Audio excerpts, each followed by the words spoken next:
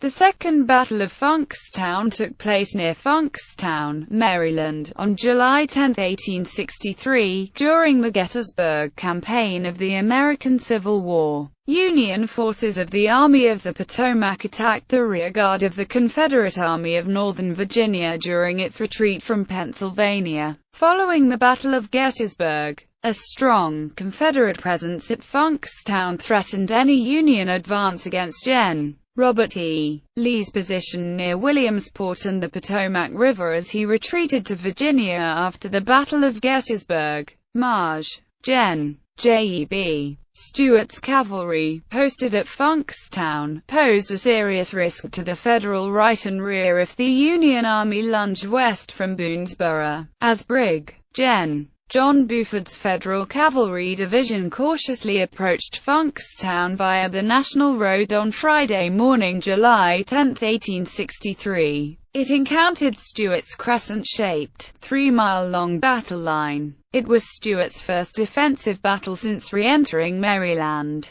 The high ground constituted Stuart's extreme right, held by Preston Chew's horse artillery. A nearby stone barn and barnyard wall proved a superb defensive position for the 34th Virginia Battalion's dismounted cavalry. Carl Thomas C. Devin's dismounted Union Cavalry Brigade attacked about 8 a.m. By mid-afternoon, with Buford's cavalrymen running low on ammunition and gaining little ground. Carl Lewis A. Grant's 1st Vermont Brigade of Infantry arrived and jabbed at the Confederate center less than 1 mile away. Unbeknownst to the Vermonters, Gen. George T. Anderson's Confederate Brigade now faced him, the first time opposing infantry had clashed since the Battle of Gettysburg. By early evening, the Union Army began withdrawing south towards Beaver Creek, where the Union I, VI, and 11th Corps had concentrated. Stuart had kept the Federals at bay for yet another day. The day-long battle east of the road resulted in 479 casualties. The Cheney House served as a hospital. At the Keller home, Confederate Major Henry D. McDaniel, later the governor of Georgia, survived his wounds. He would spend the rest of the war in a Union prisoner of war camp.